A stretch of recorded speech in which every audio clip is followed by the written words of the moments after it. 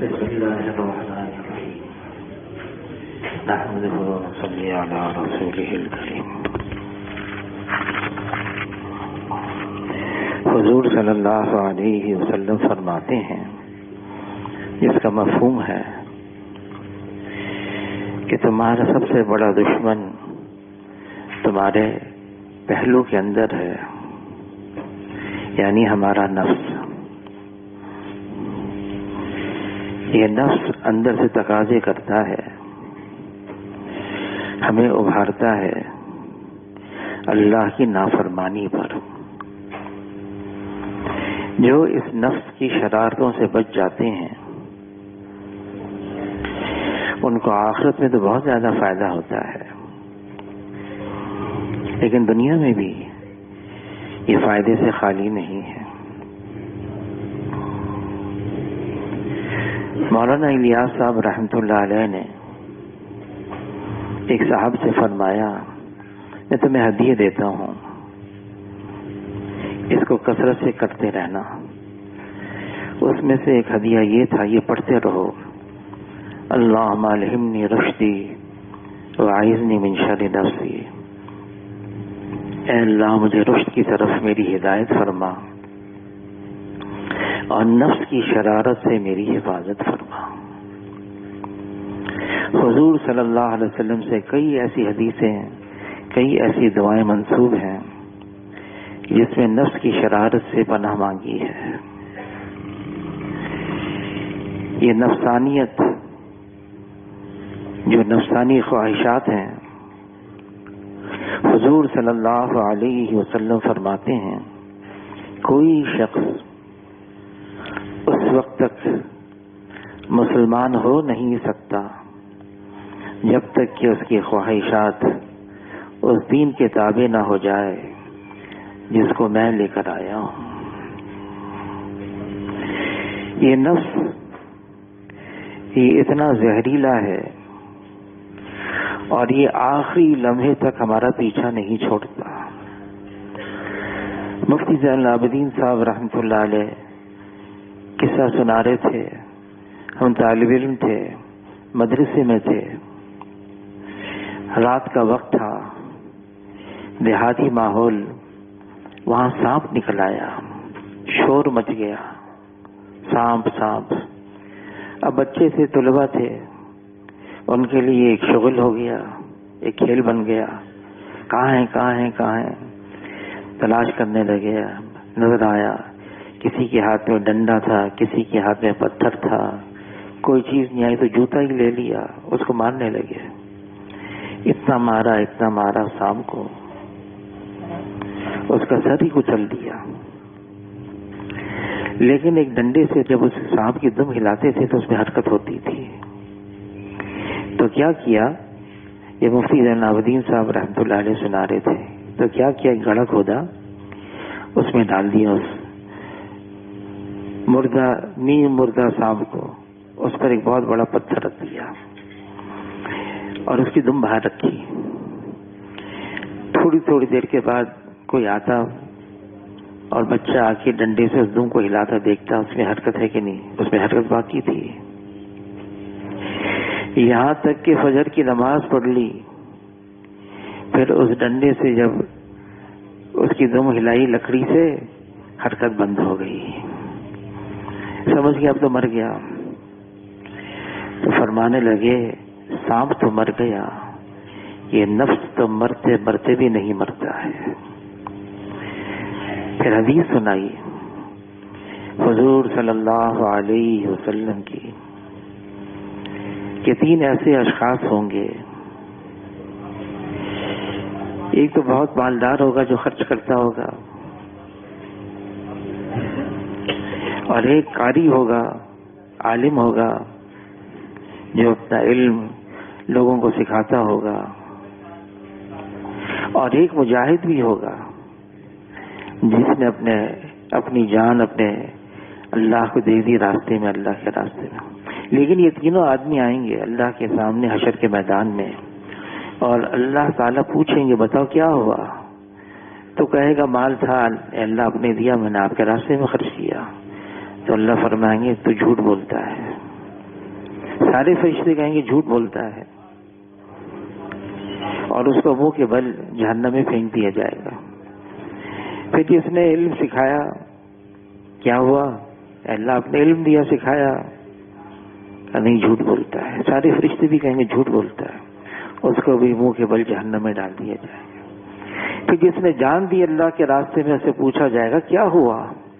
وہ کہے گا اے اللہ آپ نے جان دی، میں نے تیرے راستے میں اس کو قربان کیا۔ تو اللہ فرمائیں گے جھوٹ بولتا ہے، سارے فرشتے کہیں گے جھوٹ بولتا ہے، اس کو بھی منہ کے بل جہنم میں پھینک دیا جائے گا۔ تو مفتی زین العابدین صاحب رحمت اللہ علیہ فرمانے لگے، میں سوچ میں پڑ گیا، یہ تو جان دے رہا ہے، جان دینے کا وقت آ گیا، بلکہ جان دے رہا ہے، اب جان نکلنے میں کتنا وقت باقی ہے؟ جان نکل گئی، اتنا سا ایک لمحہ باقی ہے، تو کیسے نفس نے اپنا حصہ لے لیا؟ میں سوچنے لگا تو مفتی زین العابدین صاحب فرمانے لگے، میں یہ سوچتے سوچتے میں سوچنے لگا کہ شاید جب اس کی جان نکل رہی ہو تو اس نے آواز لگائی ہو، اس نے چیخ ماری ہو، اور اس کے دل میں یہ بات آ گئی کہ اطراف کے لوگ دیکھ رہے، دیکھو میں جان دے رہا ہوں۔ جان دیتے دیتے بھی نفس نے اپنا حصہ لے لیا۔ یہ نفس اپنا حصہ لے لیتا ہے۔ علی رضی اللہ تعالی عنہ دشمن کو زیر کر دیا، تلوار ہاتھ میں ہے، اس دشمن نے علی رضی اللہ تعالی کے اوپر تھوک دیا، علی رضی اللہ تعالی کو غصہ آ گیا، اب اس کو چھوڑ دیا۔ تو وہ دشمن پوچھنے لگا کیوں چھوڑا؟ میں نے تو اس لیے تھوکا تھا کہ مجھے تڑپا کر نہ مارو، میری گردن جلدی سے اڑا دو، جان جلدی نکل جائے، کیوں چھوڑا؟ کہ میں تو اللہ کے لیے کر رہا تھا، تم نے جو تھوکا تو مجھے غصہ آ گیا، میرا نفس شامل ہو گیا، اب اللہ کے لیے نہیں رہا، میں نے چھوڑ دیا۔ یہ نفس اپنا حصہ لے لیتا ہے اعمال کے اندر بھی۔ حضور صلی اللہ علیہ وسلم فرماتے ہیں، اس کا مفہوم ہے کوئی وضو کرے اور اچھی طرح سے وضو کرے، پھر 2 رکعت نماز پڑھے اور ایسی طرح نماز پڑھے اس نماز میں اپنے نفس سے باتیں نہ کرے۔ الفاظ دیکھیں کیا ہے، فرمایا مفہوم یہ ہے کہ اپنے نفس سے باتیں نہ کرے، تو یہ عمل اس کے تمام پچھلے گناہوں کی معافی کا ذریعہ بنے گا اور جنت اس کے لیے واجب ہو جائے گی۔ فرمایا نفس سے باتیں نہ کرے نماز میں۔ یہ نفس ہر عمل میں اپنا حصہ نکالتا ہے، ہر عمل میں۔ حاجی صاحب حاجی عبدالوہاب صاحب فرمانے لگے کہ آدمی اپنے نفس سے بالکل فارغ ہو جائے، بے نفس ہو جائے۔ فرمایا کہ ایک ایسا شخص ہے کراچی میں جانتا ہوں، بے نفس ہے، نام بھی بتایا اس کا۔ حاجی صاحب نے فرمایا کہ یہاں پر قبرستان ہے تمہاری مسجد کے قریب، محمد علامہ شبیر احمد عثمانی رحمۃ اللہ علیہ کی قبر ہے، سید سلیمان ندوی رحمۃ اللہ علیہ کی قبر ہے، پھر وہاں علماء کے درمیان میں ایک ایسے آدمی کی قبر ہے، عالم نہیں ہے، نام بتایا، اس کا نام سید زاہد حسین کا، وہ تو گورنر تھا اسٹیٹ بینک کا، علماء کے درمیان میں اس کی کیسی قبر بن گئی؟ فرمایا جب وہ پاکستان بنا، اب پاکستان صفر سے شروع ہوا، کچھ نہیں، کہ یہ جو رگڑا کھا کر آئے تھے، قربانی دے کر آئے تھے، یہ بے نفس بن کر آئے تھے، کہ وہ گورنر بن گیا اسٹیٹ بینک کا، پھر اس نے اس ملک کی دنیاوی اعتبار سے کیسے ترقی کرے، بے نفس آدمی ہے، کیسے ترقی کی جائے، اس نے ایک کتاب لکھی۔ پاکستان کی کم قسمتی اسے کوئی فائدہ نہیں اٹھایا، لیکن کئی ملکوں نے فائدہ اٹھا لیا، اور دنیاوی اعتبار سے اس ترقی کر لی، جیسے جنوبی کوریا ہے، ملیشیا ہے، اس کتابچے سے کے ذریعے سے۔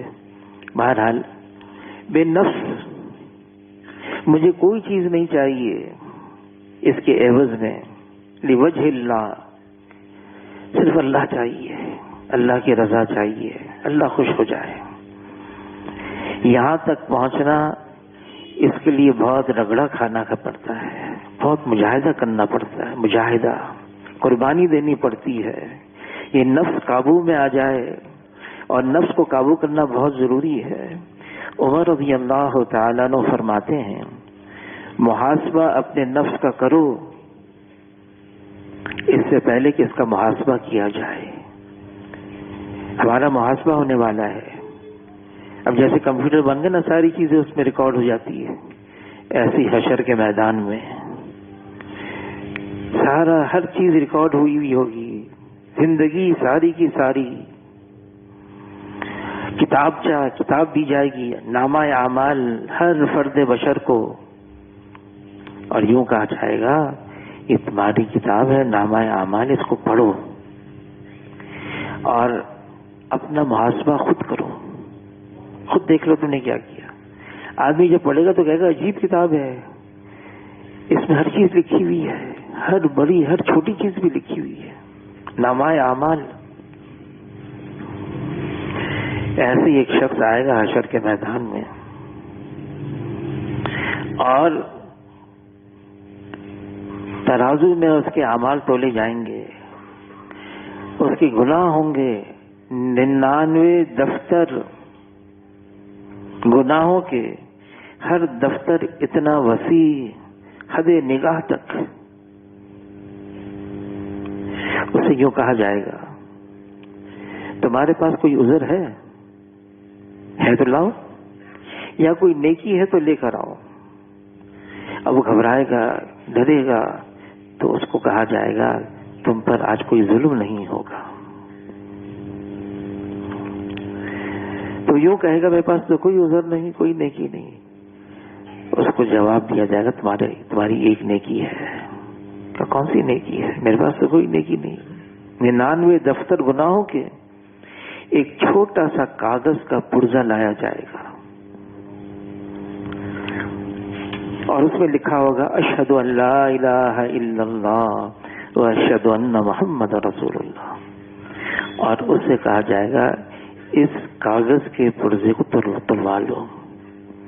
تو وہ کہے گا یہ اتنا کاغذ کا چھوٹا سا پرزہ ہے، یہ کیا کام دے گا؟ اس کو پھر کہا جائے گا تو پر کوئی ظلم نہیں کیا جائے گا، تلوا لو اس کو۔ جب وہ تلوائے گا تو وہ بھاری ہو جائے گا، وہ سارے 99 دفتر گناہوں کے اوپر اڑنے لگیں گے، یہ نیچے چلا جائے گا۔ کیا ہے؟ اخلاص کے ساتھ، اس میں کوئی چیز کی آمیزش نہیں تھی۔ جب اس میں کلمہ پڑا، کسی چیز کی، نفس کی کوئی چیز کی آمیزش نہیں تھی، خالص لوجہ اللہ، اور اس کی نیکی کا پلڑا جھکا ہوا ہوگا۔ نفسانیت سے آدمی بچ کر رہے۔ کئی دن پہلے کی بات ہے، بلکہ کئی مہینے ہو گئے، ایک پیغام آیا علماء حضرات کی طرف سے۔ اتوار کا دن تھا، اگر آپ عصر کی نماز یا محمد علی سوسائٹی ہے وہاں بلال مسجد وہاں پڑھ لیں۔ اب اتوار کے دن میری زبیدہ میڈیکل سینٹر میں سرکمسیشن کلینک ہوتی ہے، تو میں نے کہا عصر میں کوشش کروں گا وہاں پڑھ لوں، اگر کم ہوتے ہیں تو پھر جلدی پہنچ جاتا ہوں، فارغ ہو جاتا ہوں، بہت زیادہ ہوتے ہیں اگر 25 ہوں تو عصر تک فارغ، 40 ہوں تو پھر مغرب، 60 ہوں تو عشاء کی نماز بھی ہو جاتی ہے۔ دعا کرنے لگا اللہ مجھے جلدی فارغ کر دے۔ فارغ ہو گیا۔ عصر کی نماز میں نے بلال مسجد میں پڑھی، وہاں تھے مجھے لینے کے لیے، یہاں چلیں، میری گاڑی تھی، گلی میں انہوں نے پارک کی۔ پھر پہلی منزل میں سیڑھی سے ہم گئے، بہت لمبا چوڑا ایک دفتر تھا، وہاں بٹھایا، علماء کی مجلس تھی، بہت سارے سوالات کیے انہوں نے مجھ سے۔ انہوں نے ایک یہ پوچھا کہ تبلیغ کے اندر بھی اختلاف کیوں ہے؟ پوچھتے رہے. میں نے کہا کہ یہ نفسانیت، انانیت. تو کہنے لگے تبلیغ میں بھی ہے نفسانیت، انانیت. میں نے کہا تبلیغ میں نہیں ہے، انسان ہے، انسانوں کے اندر آ جاتی ہے. یہ انانیت بھی نفسانیت کی ایک بڑی خطرناک شاخ ہے. انانیت، میں، میرا، میں ہوں. مولانا احمد لاڈ صاحب فرمائیں گے آئی ایم، انگریزی میں کہنے لگے آئی ایم، میں. یہ ابلیس تھا نا، ابلیس. نفسانیت اور پھر انانیت، میں بہتر ہوں، میں اچھا ہوں. خلقتنی من نار وخلقتہ من طین، مجھے بنایا آگ سے اور اس کو بنایا مٹی سے. میں، یہ انانیت، انگریزی میں کہتے ایگو. آج کل امریکہ کے اندر بہت حالات خراب ہیں. کیا ہے؟ وہ ایک شخص کی انانیت کی وجہ سے. میں ہوں، میری حیثیت ہے. مولانا یوسف صاحب کاندھیلوی رحمۃ اللہ علیہ فرمانے لگے آدمی کسی لائن میں بھی جاتا ہے اس کی اونچ نیچ سمجھنے لگتا ہے. پھر مثال دی چاہے وہ دین کے اعمال ہوں، اعمال کرتے کرتے کرتے نفسانیت اس کے دماغ میں کیا بات ڈال دیتی ہے کہ میں یہاں تک پہنچ گیا ہوں، میرا اب یہ درجہ رتبہ بن گیا ہے اپنے ذہن میں. پھر وہ متوقع ہوتا ہے میرے جتنے اطراف میں بیٹھے ہوئے ہیں میرے ساتھ وہ معاملہ کریں جو میں نے اپنے ذہن میں اپنا ایک مقام بنایا ہوا ہے. پھر اس کے ساتھ وہ معاملہ نہیں کیا جاتا جس کی اس کو توقعات ہوتی ہیں. پھر وہ ٹوٹتا ہے، جھگڑتا ہے، لڑتا ہے، بگڑتا ہے. مولانا یوسف کاندھیلوی رحمۃ اللہ علیہ فرمانے لگے پھر یہ اللہ کے یہاں مردود بن جاتا ہے. کیا ہے؟ اس نے اپنے ہی ذہن میں ایک اپنا مقام بنا لیا، میں یہاں تک ہو گیا ہوں. نفس، اس سے اتنا ڈرنا چاہیے. ایک بزرگ کا قصہ آتا ہے، کسی دکاندار کے پاس گئے، کوئی سودا خریدنا تھا. ان کے پاس ایک سکہ تھا، دیا اس کو سودا لینے کے لیے. اس دکاندار کے پاس ایک جانچ تھی، وہ سکہ دیکھا اور کہا یہ تو کھوٹا ہے. وہ بزرگ غش کھا کے گر گئے، بے ہوش ہو گئے. جب ہوش آیا دکاندار نے بڑی معذرت کی، معاف کرنا، اب ایسے ہی لے لیں، سودا لے لیں، مجھے ایسا کہنا نہیں چاہیے تھا. کہا نہیں نہیں نہیں نہیں. بزرگ کہنے لگے میں نے یہ سکہ کھڑا سمجھ کے اپنے پاس رکھا ہوا تھا، یہ کھڑا ہے، چل جائے گا، چلے گا. تمہارے پاس جانچ تھی، تم نے کہا کہ نہیں یہ تو کھوٹا ہے. بس خیال آیا میں نے اتنے اعمال کیے ہیں، کل کو حشر کے میدان میں اگر اللہ نے کہہ دیا سب کھوٹے ہیں تو میں کیا کروں گا؟ پھر تو کوئی راستہ ہی نہیں. ڈرتے رہنا چاہیے، یہ نفس کہیں اپنا حصہ نہ نکال لے. اور یہ نفسانیت سے بچنے کے لیے مجاہدہ ہے، قربانی ہے. علی رضی اللہ تعالیٰ عنہ فرماتے ہیں نفس کی مخالفت کرنا یہ بہترین عبادتوں میں سے ایک عبادت ہے. نفس کی مخالفت کرنا. نظام الدین اولیاء رحمۃ اللہ علیہ اہل اللہ میں سے تھے، بزرگ تھے، بیمار ہو گئے. اتنے بیمار ہوئے کہ لوگوں نے ہمت ہار لی، مایوس ہو گئے. عرض کیا حضرت یہاں ایک ہندو سادھو ہے اس کو کچھ انتر منتر آتا ہے، آپ اس سے اپنا علاج کروائیں، ٹھیک ہو جائیں گے۔ فرمانے کہ نہیں، ہندو سے نہیں کراؤں گا، کہ بہت ماہر ہے کروانے۔ جب بیماری کی شدت اتنی زیادہ ہو گئی، تقاضا بھی بہت بڑھ گیا، آپ کرائیں۔ تو پھر فرمایا نظام الدین اولیاء رحمۃ اللہ علیہ نے، میری شرط ہے، پہلے میں اس کو اسلام کی دعوت دوں گا، پھر علاج کروں گا۔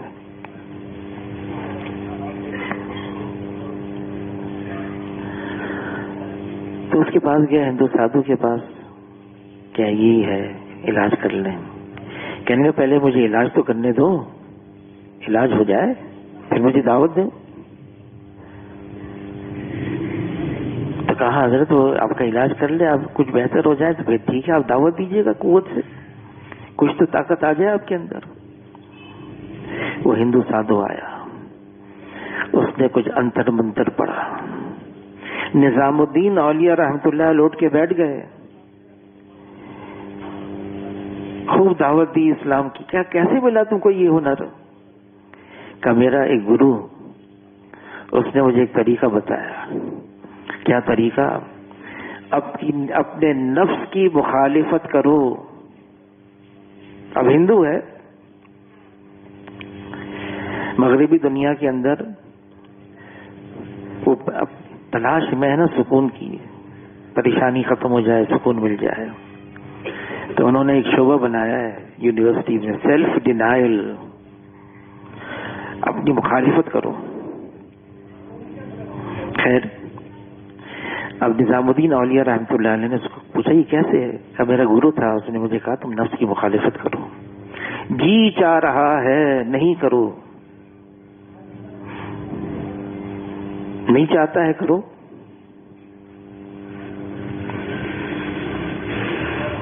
خوب زور کی دعوت دی، خوب زور کی اسلام کی دعوت دی، مسلمان ہو جاؤ۔ کہ نہیں، کہ کیوں؟ کہ جی نہیں چاہتا۔ ابھی تو تم نے کہا نہیں چاہتا کرتے ہو، چاہتا ہے تو نہیں کرتے ہو۔ اگر اس وقت اسی وقت تم نے میری بات قبول نہ کی، یہ سارا ہنر تمہارا ختم، اسی وقت ختم ہو جائے گا۔ ایسا ڈرا، مسلمان ہو گیا۔ نفس کی مخالفت کرنا، لیکن اس کا بھی طریقہ ہے۔ ہمیں تو وہ کرنا ہے جو حضور صلی اللہ علیہ وسلم نے ہمیں بتایا ہے، اس کے علاوہ کچھ اور نہیں کرنا۔ عبداللہ ابن مسعود رضی اللہ تعالی عنہ نے نفس کا مجاہدہ شروع کر دیا، حضور صلی اللہ علیہ وسلم کی خدمت میں آئے، پوچھا یہ کیا ہوا تم کو؟ کہ میں نفس کا مجاہدہ کر رہا ہوں۔ فرمایا جس کا مفہوم ہے تمہارا نفس کا بھی تم پر حق ہے۔ طریقہ بتا دیا۔ ایک بہت بڑے عابد تھے، کتابوں میں لکھا ہے قصہ، نفس کی مخالفت کروں گا۔ کیا مخالفت کروں گا؟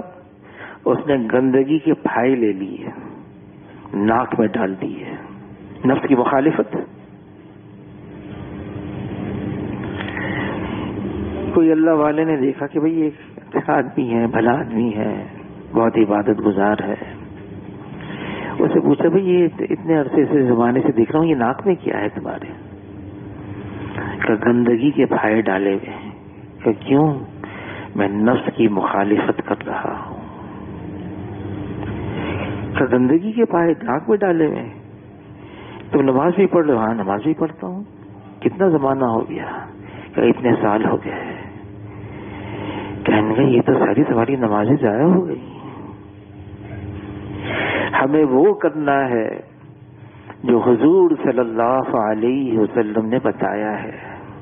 نفس کی مخالفت کرنی ہے، ضرور کرنی ہے، لیکن اس کی حد مقرر کی ہے، اس طرح سے کرو، انداز بتا دیا، طریقہ بتا دیا، نفس قابو بھی رہے، نفس قابو میں رہے۔ لاڑکانہ میڈیکل کالج تھا، چاند کا میڈیکل کالج، وہاں میری پوسٹنگ تھی۔ 90 91 92 کی بات ہے۔ وہاں مرکز تھا گڑی محلہ تبلیغ کا مرکز، تاج مسجد اس کا نام، اور میں وہاں پر شام کے وقت ملاقاتیں کرتے تھے اسٹوڈنٹ سے، ساری فضا بناتے تھے، پورے کوشش کرتا تھا کہ مسجد کے اندر ہی میرا بستر ہو. وہاں میڈیکل کالج کے اندر ایک مسجد تھی، تو ایسی ملاقات کر رہے تھے تو ایک صاحب آئے سائیکل پر مرکز سے، اور مرکز سے آ کے کہنے لگے کہ جماعت آئی ہوئی ہے، رائے سے آئی ہے، ان کی تشکیل کرنی ہے، آپ ابھی چلیں مرکز چلیں. جو میڈیکل کالج تھا شہر کے کنارے تھا، ٹیچنگ ہاسپٹل، اور وہ شہر کے بیچ میں تھا. تو میں نے کہا چلیں. میں نے کہا کس میں چلنا ہے؟ کہنے یہ سائیکل ہے، پیچھے بیٹھو. وہاں رواج تھا پیچھے بٹھا دیتے تھے. تو میں نے ادھر ادھر دیکھا، میں نے کہا یہ تو سارے میرے شاگرد کر رہے ہیں کہ میں کیا کروں، اگر پیچھے بیٹھ کے شاگرد کیا کہیں گے؟ تو کہیں گے نفس کو مارو. تو میں نے کہا ایسا بھی نہ مارو کہ مر جائے.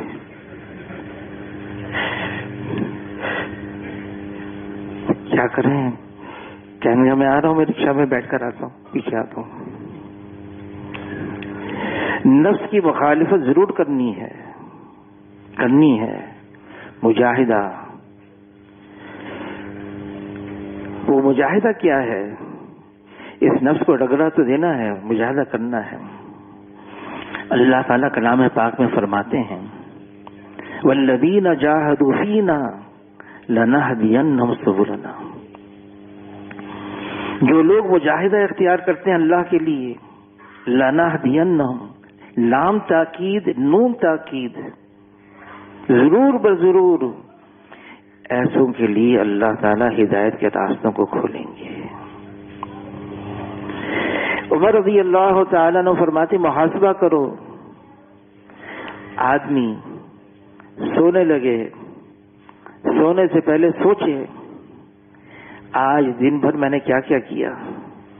پہلے زمانے میں تو نگران ہوتے تھے، نگرانی کرتے تھے، مشائخ کے پاس جاتے تھے، اساتذہ کے پاس جاتے تھے، ان کی خدمت میں رہتے تھے، ان کی نگرانی میں رہتے تھے. ہم غلطی نہ کر بیٹھے. اب کیا کرنا ہے؟ اب ایسا دور آ گیا ہے، ہم خود سوچیں بیٹھ کے سونے سے پہلے آج میں نے یہ کیا ہے، یہ میں نے صحیح نہیں کیا، مجھے ایسا نہیں کرنا چاہیے تھا. اب کیا کرنا چاہیے؟ غلط ہو گیا، نفس کے مطابق کر لیا، نفس کو خوش کر لیا. کیا کریں؟ آتا ہے کہ صرف جو شرمندگی ندامت کے ایسا آنسو آنکھ سے نکال دے، مکھی کے سر کے برابر، مکھی کے سر کے برابر اتنا آنسو بہا بھی نہیں، بس ایسا ہے کہ جو آنکھ میں اب تیر رہا ہے، نکلا نہیں، آنکھ کے اندر یہ تیر رہا ہے کہ اس کا جہنم کے اندر جانا اتنا مشکل ہے جیسا دودھ کا واپس تھنوں میں جانا مشکل ہے.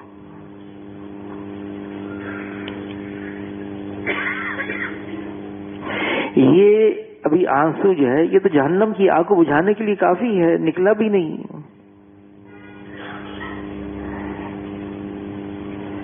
حضور صلی اللہ علیہ وسلم کے سامنے عائشہ رضی اللہ تعالی عنہا نے ایک ایسی بات فرما دی ہمارے لیے. یہ سارے واقعات ہمارے لیے ہوتے ہیں، جو بعد میں آنے والے ہوں گے نا، ورنہ یہ اتنی مقدس ہستیاں ہیں، اتنی مبارک ہستیاں ہیں، ہم اندازہ نہیں لگا سکتے. اللہ ان کو استعمال کرتے ہیں ہم جیسوں کے لیے.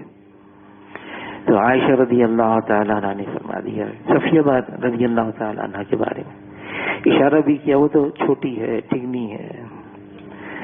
فرمایا کہ اے عائشہ،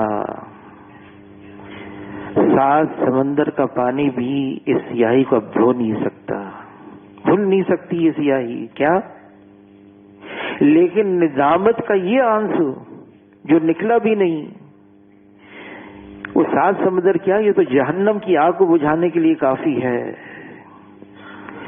رات کو ہم روئیں اللہ کے سامنے، اے اللہ مجھ سے اتنی غلطیاں ہوئیں، اتنے گناہ ہوئے اور ہوئے بہت گناہ.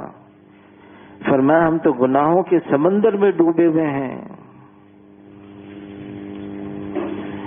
عائشہ رضی اللہ تعالی نے عرض کیا اللہ کے رسول، آپ کے صحابہ ساری رات عبادت کرتے ہیں، قیام کرتے ہیں، مناجات کرتے ہیں، ذکر کرتے ہیں، استغفار کرتے ہیں، روتے کیوں ہیں پھر آخر میں؟ اے عائشہ اللہ نے موقع دیا، جیسے اس کو استعمال کرنا چاہیے تھا، جو اللہ کی شان تھی اس کے مطابق نہ کیا، اس پر روتے ہیں. اللہ ہمیں موقع دے رہے ہیں نماز پڑھنے کا، تلاوت کرنے کا، ذکر کرنے کا، دین کی بات کرنے کا، جیسا کرنا چاہیے ویسا نہ کر سکے. اے اللہ تو معاف فرما دے. اور واقعی حقیقت ہے، یہ حقیقت ہے. یہ تو اور بات ہے. پھر دوسری بات یہ کہ گناہوں کے اندر ہم تو واقعی گناہوں کے اندر ہیں. جو معاشرے میں کہا جاتا ہے گناہ ہیں، ہم ان گناہوں میں مبتلا ہیں، لت پت ہیں،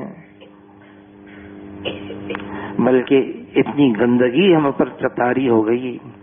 مولانا احمد علی لاہوری رحمۃ اللہ علیہ فرمانے لگے ایسے گناہوں میں لت پت ہیں کوئی ہماری طرف تھوکنا بھی پسند نہیں کرے گا.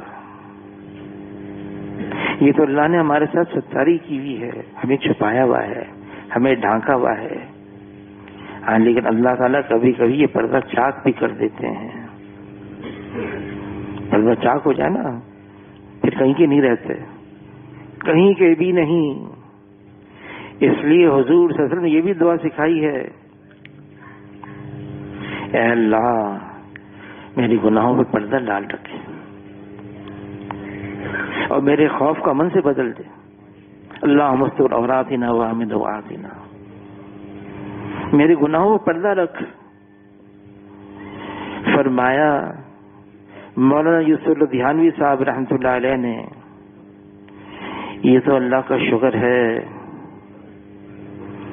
کہ ہم جو گناہ کر رہے ہیں اللہ نے چھپا کے رکھا ہے.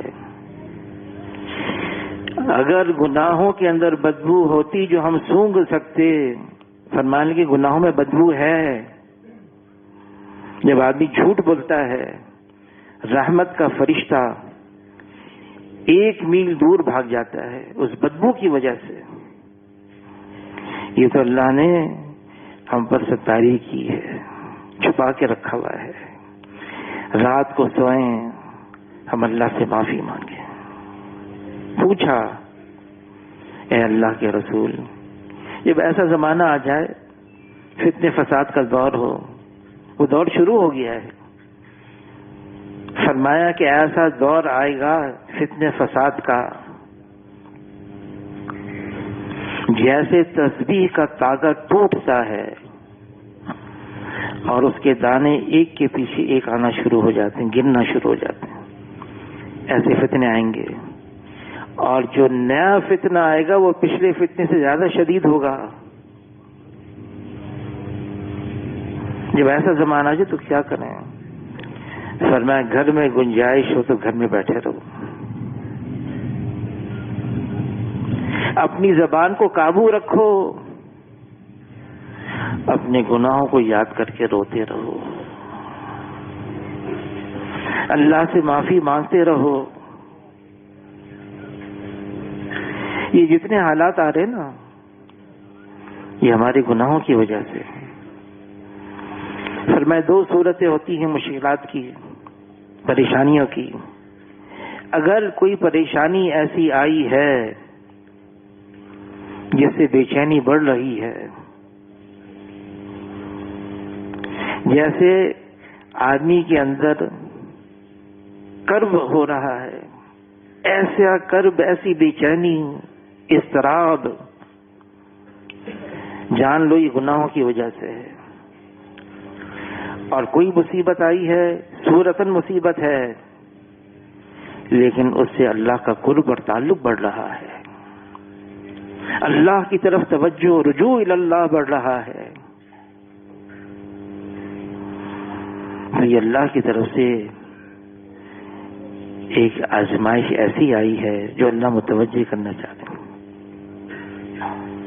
انبیاء علیہ الصلوۃ والسلام پر آئی، اس سے تو ان کا قرب اور بڑھا، کتنا بڑھ گیا۔ ابراہیم علیہ السلام کو آگ میں ڈالا گیا، فرما رہے ہیں کہ وہ میرا زندگی کا بہترین دن تھے، وہ آگ کے۔ یونس علیہ السلام کو مچھلی کے پیٹ میں اندھیرے میں اللہ کو پکار رہے ہیں۔ ایوب علیہ السلام ایسی سخت بیماری میں اللہ کو پکار رہے ہیں۔ پوچھا ایوب علیہ السلام سے، وہ اتنے سال کیسے گزرے آپ کی بیماری کے؟ آپ کی قوم نے آپ کو الگ کر دیا تھا۔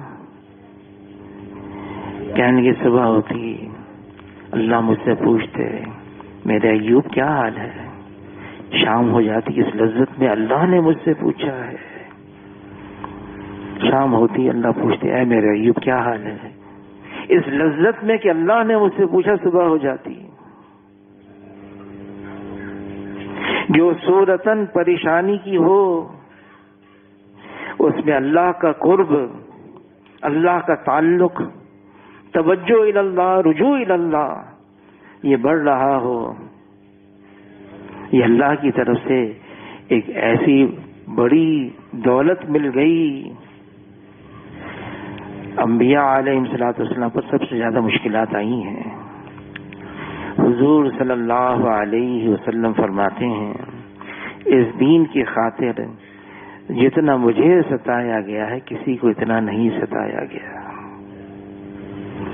اس دین کی خاطر جتنا مجھے ڈرایا گیا ہے کسی کو اتنا نہیں ڈرایا گیا، اور جو جتنا حضور صلی اللہ علیہ وسلم سے قریب تر ہوتا چلا جائے گا مشکلات آئیں گی، پریشان کرنے کے لیے نہیں آتی، یہ ایمان کو بڑھانے کے لیے آتی ہیں۔ یہ اللہ دینا چاہتے ہیں کچھ۔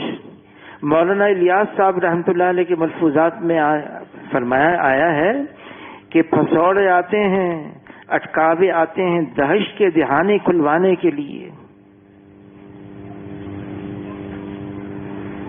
دہشت کے دہانے کھلوانے کے لیے اللہ دینا چاہ رہے ہیں، دینے کا یہی انداز ہے اللہ کا۔ مولانا سید خان صاحب رحمۃ اللہ علیہ ان کو جیل میں ڈال دیا، کسی کی ہاتھ پیغام بھیجا حاجی صاحب کے نام، ہم تو یہاں اس مشکل کے اندر ہیں، بس ایک جملہ اشعار کا ایک شعر تھا، بس نہ بھیجا، اتنا ہی بھیج سکتے تھے، چھوٹا سا پرچہ تھا۔ حاجی صاحب نے جواب میں ایک اور شعر سن، اور وہ علامہ اقبال کا شعر تھا، پورا یاد نہیں مجھے، کہ اس تند تیز ہوا سے مت گھبرا، یہ چلتی ہے تجھے اونچا اڑانے کے، اوقاب یہ اڑتی ہے، یہ چلتی ہے تجھے اونچا اڑانے کے لیے۔ اللہ ہمیں دینا چاہتے ہیں، ہمارا درجہ اونچا کرنا چاہتے ہیں، ہمیں عطا کرنا چاہتے ہیں، ہمیں گھبرانا نہیں چاہیے، ہاں استغفار ضرور کرنا چاہیے، ایسا نہ ہو میرے گناہوں کی وجہ سے ہو، اور ہوتا ہے کیونکہ اللہ نے یہ بھی فرمایا ظہر الفساد فی البر والبحر بما کسبت ایدی الناس، یہ جتنا فساد ہے خشکی تری میں یہ سب تمہارے گناہوں کی وجہ سے۔ ہم اللہ سے معافی بھی مانگیں، توبہ کریں۔ جو استغفار کو لازم قرار دیتا ہے اللہ ہر تنگی سے، ہر ضیق سے، ہر ہم سے، ہر غم سے راہیں نکالتے ہیں، اور ایسی جگہ سے روزی عطا فرماتے ہیں جہاں سے اس کو وہم و گمان بھی نہیں ہوتا۔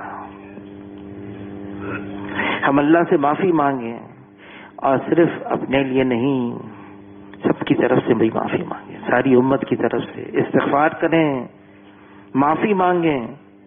حضور صلی اللہ علیہ وسلم گھر تشریف لائے، عائشہ رضی اللہ تعالیٰ عنہ استقبال کا ایک صورت بنائی ہوئی، ایک شکل بنائی ہوئی، ظاہری نقشہ کھینچا ہوا بنایا ہوا۔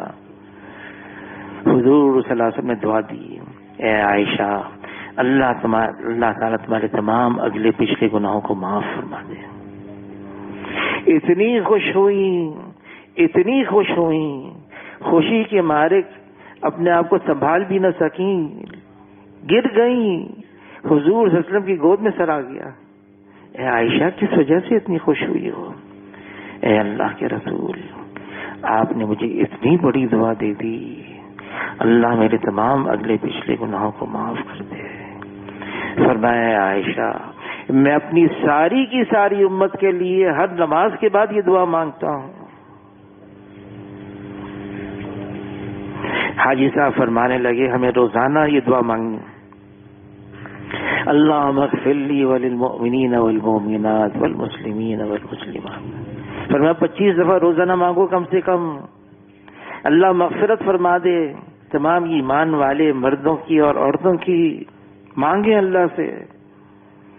فرمایا جو صرف مانگتا رہے گا نا یہ کم سے کم 25 دفعہ، اللہ تعالیٰ اس کو مستجاب الدعوات بنا دیں گے، اس کی دعائیں قبول ہونے لگیں گی. سب کے لیے مانگیں، ساری امت کے لیے مانگیں، بلکہ انسانیت کے لیے بھی مانگیں. یہ انسان، یہ آدم علیہ السلام کی اولاد میں سے ہیں، اے اللہ تو ان پر بھی رحم فرما. اگر ایمان کے بغیر ہیں وہ انتظام فرما یہ ایمان والے ہو جائیں. انتظام ایسا فرما کہ یہ بھی جہنم کی آگ سے بچ جائیں. ہم تو انسانوں کے لیے نکالے گئے ہیں. یہ امت نفع رسانی کے لیے ہے، انسانوں کو نفع پہنچانے کے لیے. نفع کیا ہے؟ ایسی کوشش کی جائے یہ سارے کے سارے بھی جہنم سے بچ جائیں، اللہ ان کو ایمان کی دولت سے نواز دے، چلے جائیں جنت کے اندر. اپنے نفس کو قابو کرنا نفسانیت سے، پھر جو زہریلی شاخ انانیت، یہ بڑے مواقع آتے ہیں اس کے. ہاں علی رضی اللہ تعالی عنہ، ان کی ذرا گم ہو گئی، اپنی ذرا پہچانتے تھے، گم ہو گئی. بازار کی طرف جا رہے تھے، دیکھا کہ یہودی ہے اور وہی ذرا ہے، اپنی ذرا پہچان لی اور وہ فروخت کرنے کے لیے جا رہا ہے دکان پہ. اس کو پکڑ لیا اور پکڑ کر قاضی کے پاس لے کر آئے. قاضی شرح تابعی عمر رضی اللہ عنہ کے زمانے میں تھے قاضی، اس کے پاس لے کر آ گئے. میری زرا ہے، اس نے چوری کی ہے. تو قاضی نے کہا گواہ لے کر آئے. اب قاضی جانتا ہے یہ امیر المومنین ہے، علی رضی اللہ تعالیٰ عنہ ہیں، حضور صلی اللہ علیہ وسلم کے داماد ہیں، عشرہ مبشرہ میں سے ہیں، حسنین کے ابا ہیں، فاطمۃ الزہرا کے خاوند ہیں. جانتے ہیں وہ قاضی. یہ ایک آدمی کو لے کر آیا پکڑ کر کہ میری ذرا چوری کی ہوئی ہے اور میں پہچانتا ہوں اپنی ذرا کو، جانتے ہیں سب کچھ، لیکن فرمانے گواہ لے کر آؤ. شریعت کے احکامات کیا ہیں؟ گواہ لے کر آؤ. گواہ لے کر آئے. 2 گواہ، اپنے صاحبزادے حسن کو اور اپنے غلام کو. یہ میرے 2 گواہ ہیں، یہ پہچانتے میری ذرا کو. تو قاضی کہنے لگے ٹھیک ہے یہ آپ کی ذرا پہچانتے ہیں، اس کے علاوہ لے کر آؤ. یہ آپ کا صاحبزادہ ہے، یہ آپ کا غلام ہے. کہنے لگا یہ حضور صلی اللہ علیہ وسلم کا نواسہ ہے، اس کی گواہی. تو قاضی کہنے لگا میں نے حضور صلی اللہ علیہ وسلم سے یہ بات میرے تک پہنچی ہے کہ بیٹا باپ کے حق میں گواہی دے قبول نہیں، خلاف دے دے تو قبول ہے. کوئی اور گواہ لے کر آئے. کوئی اور تو کوئی ہے ہی نہیں جو پہچانتا ہے میری ذرا. کہنے کے بڑی ذرا آپ کو مل نہیں سکتی. امیر المومنین ہے، پورا کنٹرول ہے، پوری طاقت ہے، سب کچھ کر سکتے ہیں. شریعت کا حکم آ گیا. ٹھیک ہے. مولانا سعید خان صاحب رحمۃ اللہ علیہ فرمانے لگے جس لمحہ علی رضی اللہ تعالیٰ عنہ نے اپنی ساری ذاتی چیزیں چھوڑ دی، مجھے تو قاضی کی بات قبول کرنی ہے۔ جس لمحہ انہوں نے یہ طے کر لیا، اسی لمحہ اللہ نے اس یہودی کو ہدایت دے دی، اشہد ان لا الہ الا اللہ واشہد ان محمد رسول اللہ۔ کہنے لگا علی یہ ذرا آپ ہی کی ہے، لے لیں۔ علی نے فرمایا نہیں، تم میرے بھائی بن گئے، تم کو ہدیہ ہے۔ کیا ہے؟ اپنی انانیت کو چھوڑ دیا جائے، میری ہے، میری چیز ہے، میں جانتا ہوں۔ نہیں، شریعت کا حکم آ گیا۔ آدمی نفسانیت سے بھی، انانیت سے بھی اپنے آپ کو بچا کے رکھے، یہ بہت نقصان دہ ہے، آدمی کو کہیں کا نہیں چھوڑتا۔ نفس شامل ہو گیا، نفسانی تقاضے آ گئے، کتنا بڑا عمل ہے، ظاہری شکل اس کی کتنا بڑا ہے، نفس شامل ہو گیا، اتنا بڑا عمل ضائع ہو گیا۔ لوجہ اللہ، خالص اللہ کے لیے ہو، اس میں کسی اور چیز کی آمیزش نہ ہو، اللہ کے لیے، اس کے لیے اللہ سے مانگنا بھی ہوگا۔ عائشہ رضی اللہ تعالی عنہ فرماتی ہیں، میں نے حضور صلی اللہ علیہ وسلم کو تہجد کے وقت سجدے میں یہ دعا مانگتے ہوئے سنا، رب آت نفسی تقواہا وزکیہا انت خیر من زکاہا انت ولیہا مولا۔ اے میرے اللہ، اے میرے رب، امت کی تعلیم کے لیے، بتانے کے لیے، دیکھو مانگنا ہوگا، میرے نفس کو پاکیزہ فرما دے، نفس کی گندگیوں سے میرے نفس کو نکال دے، یہ مانگنا ہوگا اللہ سے۔ اور جو مانگتا ہے اللہ تعالیٰ اس کو ضرور عطا فرماتے ہیں۔ اللہ حکم دیتے ہیں مجھ سے مانگو میں دوں گا۔ اللہ تعالیٰ ہم سب کو اس کے لیے قبول فرما لے، ہمارے لیے آسان فرما دے۔